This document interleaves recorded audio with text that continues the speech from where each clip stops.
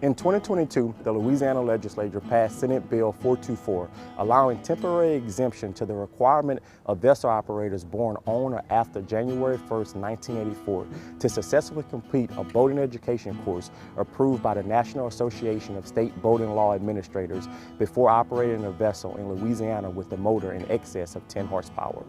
The exemption applies only to those operators required by law to obtain the certification, while they are operating a vessel rented from a livery business registered with the state. The law requires the exempt renter to be given the latest updated information regarding boating safety by the Department of Wildlife and Fisheries. Further, before securing the rental and operating a vessel, operators must watch an informative boating video approved by the department. The exemption is only valid for 48 consecutive hours after the delivery of the material and watching the video. Make sure to keep rental documents on your vessel while operating in proof of completion of this abbreviated course. LDWF urges all boaters to complete a comprehensive NASBLA course well prior to the rental occasion. Boaters can obtain the permanent certification online or after attending and completing an in-person course. LDWF agents will honor the full NASBLA certification from any other state for operators. To find out more information, visit www.wlf.la.gov and click on the boating link following tabs to either form of the course. We're glad that you chose to enjoy the waters of the Sportsman Paradise, but we want you to do so safely.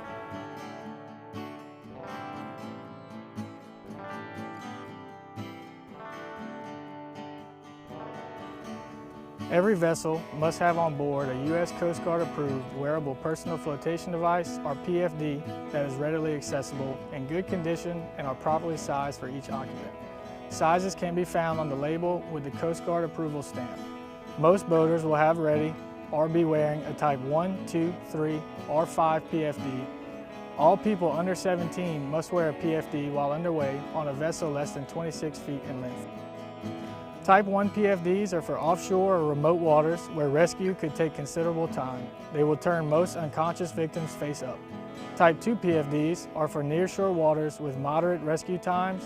They may not turn unconscious victims face up. Type 3 PFDs are for calm waters where quick rescues are expected. They are not intended for rough water and will not turn most unconscious victims face up. Type 4 PFDs are only throwable devices. They are not recommended for rough waters or people incapable of holding on to them.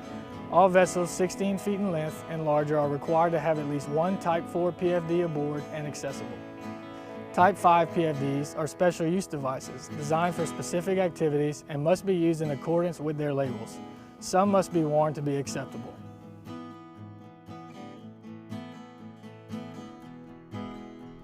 LDWF advises every vessel operator to wear their emergency cutoff system lanyard whenever underway. They are designed to shut off the engine if the operator is thrown from the boat. Those in vessels less than 16 feet in length with a tiller steer motor must wear PFDs regardless of age. The operators of any tiller handle vessel less than 26 feet in length must wear the engine cutoff system lanyard while underway.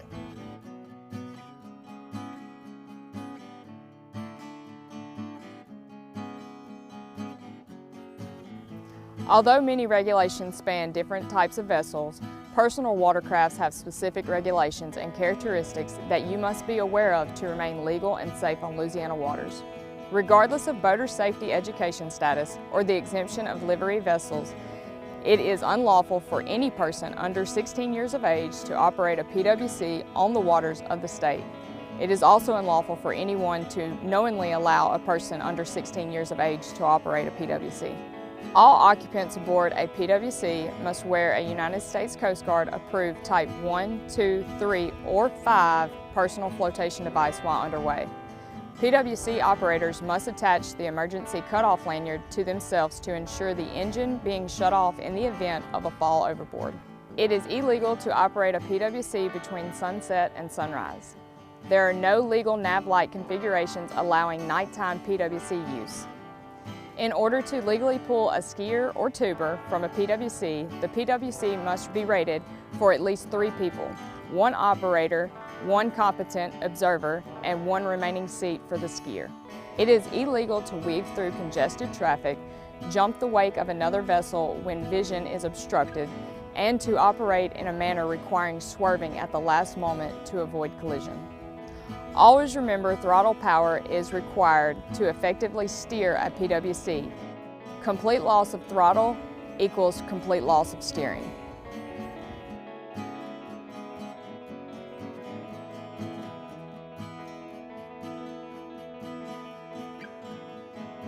In Louisiana, a DWI offense in a vessel is identical to a vehicular DWI on the road and carries the same penalties, fines, and conditions. Fines up to $1,000 and up to 6 months in jail are both. By operating a vessel on the waterway, you have consented to be tested for alcohol or drugs if arrested by a law enforcement officer. Your road driving privileges will be affected for a DWI arrest on the water.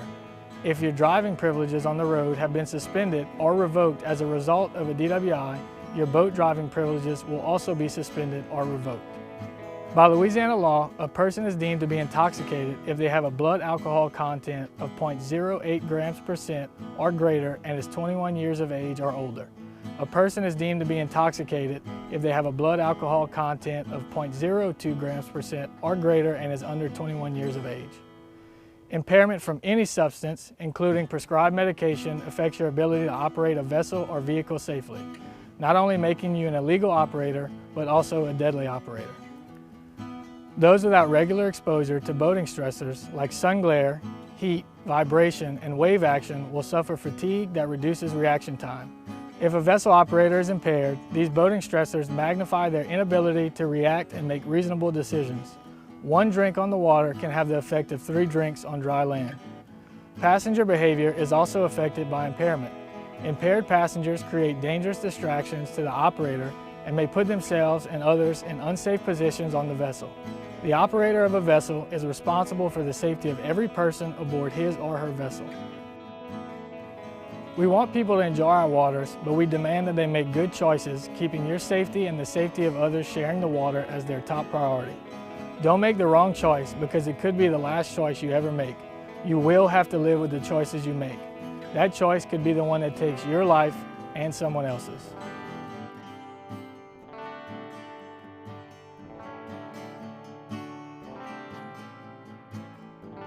Knowing how to react when you encounter another vessel on the water is vital.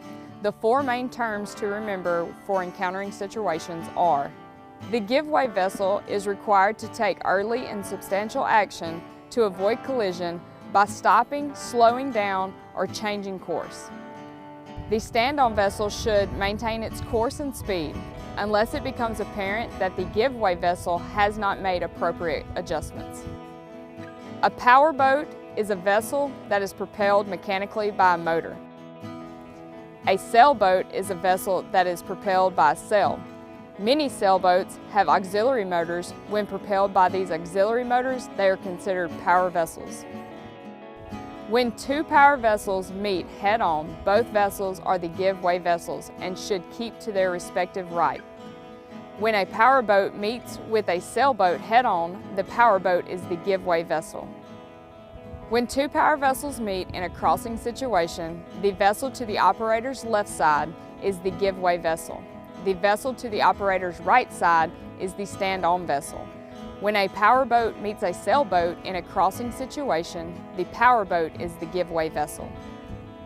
In an overtaking situation, the overtaking vessel or the vessel passing from behind is always the give-way vessel and should pass on the right side of the stand-on vessel if it is safe and practical. The same rules apply in both daytime and nighttime navigation. The use of navigation lights is required from legal sunset to sunrise and during periods of reduced visibility, including fog and rain. If you see a red nav light and a white nav light, you are the give-way vessel and must take adjustments to avoid collision.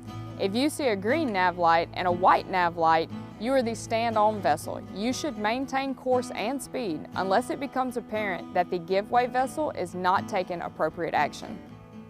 If you see only a white nav light, you could be approaching a vessel from behind or a vessel that is stationary in the water.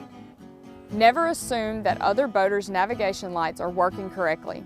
The best rule of thumb is to reduce speeds when nearing another vessel, especially in a narrow channel, assuring safe passing and maneuvering of both vessels. No other lights can be legally displayed on a vessel that interfere with other boaters' ability to interpret your location and direction of travel. Remember, onboard interior lighting may exist on some vessels and can be convenient when anchored or adrift in darkness. You should extinguish those lights and keep them off to ensure good vision while underway.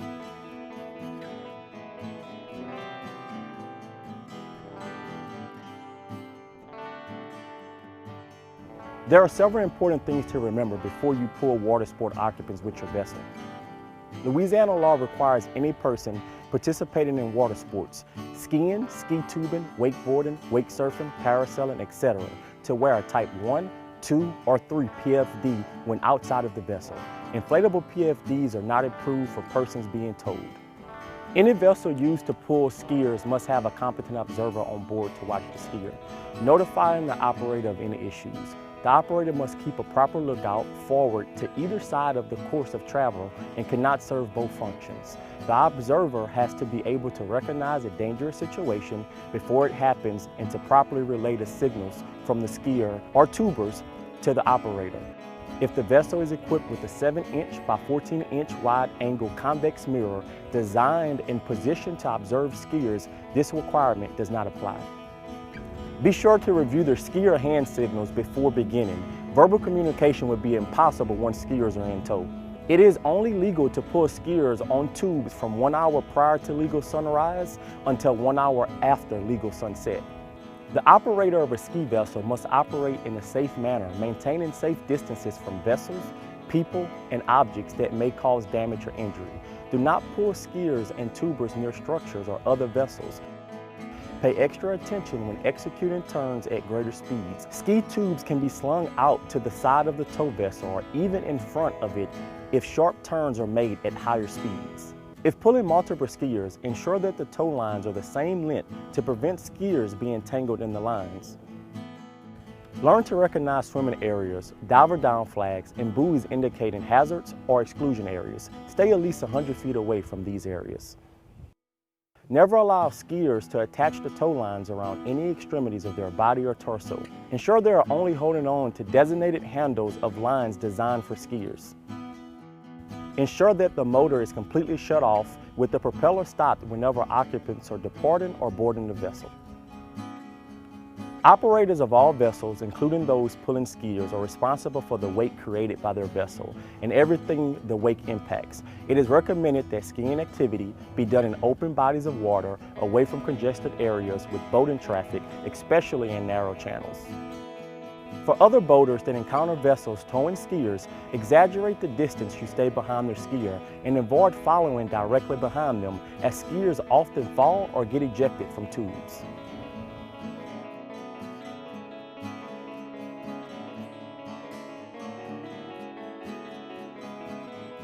Even a properly sized, equipped, and capable vessel can encounter emergencies on the water. With preparation and knowledge, many can be avoided or overcome. Different water bodies react to environmental factors differently. Knowing possible scenarios and how they are affected can be the difference between life and death. A vessel may be able to traverse a lake easily in good weather. However, the same trip can become dangerous quickly with a slight change in wind direction or speed. On occasion, a vessel twice its size could have problems crossing that lake in worse conditions. Abrupt weather changes can cause incidents with capsizing, swamping, or sinking. Prudent boaters will check the local forecast for their areas prior to every trip. Most phones and devices have apps with live updated radar that can determine locations of approaching storms. This can help you decide to ride out a passing storm in a protected area or to move, finding protection in the event you cannot return safely to port. Remaining on the water during a thunderstorm should always be avoided if possible. In summertime, a boat ride may result in overspray that is an aggravation at worst. The same ride in the winter can become a life-threatening cold water hypothermia emergency. When boaters enter the water in winter months, they can lose the ability to self-rescue within minutes. Extra precautions and gear are just as important in the winter as in the summer. Assume the help position, heat escape lessening posture. Bring your knees up to your chest and wrap your arms around your knees, if in cold water alone. Huddle with others present to conserve heat if possible. These positions are only possible if all parties are wearing PFDs. If a vessel capsizes but stays floating, stay with the vessel. Not only is the vessel easier for rescuers to locate visually, but they often remain floating for days. All motorized vessels have the potential for fire hazards. Many have portable tanks with fuel that allow vapors to vent, relieving pressure. Permanently installed fuel system components deteriorate with age and can lead to leaks inside the hull. Many sources of ignition are present in vessels. Fires on a vessel are often near the fuel tanks or engine compartment. Deploying an anchor from the bow should keep fire and smoke to the stern portion, downwind, allowing time to locate an extinguisher. Most vessels are required to have at least one Type B1 or 5B extinguisher aboard and accessible. Use the pass method to put out a fire. Pull the pin, aim at the base of the fire, and sweep side to side. If you smell the odor of fuel after fueling your vessel, open all hatches and doors and turn off all electronics. Allow several minutes to pass to see if the smell goes away before starting the engine. If the smell is still present after several minutes pass, summon help and get towed back to safety without creating an ignition source. Carbon monoxide is a tasteless and odorless gas that is a toxic product of engine exhaust. Do not run engines for periods of time without moving. Stay away from areas where carbon monoxide gas can accumulate, near motor or generator exhaust. If you or your passengers start feeling dizzy, nauseated, have headaches, irritated eyes, or weakness, immediately move to get fresh air. If symptoms are more severe or do not go away, summon medical help immediately. Always have a charged and working phone to contact someone in the event of an emergency. On a VHF radio, channel 16 is the emergency channel monitored by the U.S. Coast Guard and other mariners that may be nearby. An anchor with an attached line can save lives and property if your vessel is disabled and drifting toward danger of any kind. Be aware of dams and water control structures where turbulent current features can be dangerous. Stay away from low-head dams or weirs with current washing over the top of the dam. A dangerous vortex of water usually occurs on the downstream side of these structures and can be impossible to escape even if PFDs are worn. Now that you've been given some of the basics of boat operation and safety, please refer to your handbook for more details. Again, LDWF urges all boaters to obtain their full NASBLA certification before boating. Visit our website at www.wlf.la.gov, click on the boating link, and book an in-person or online class now.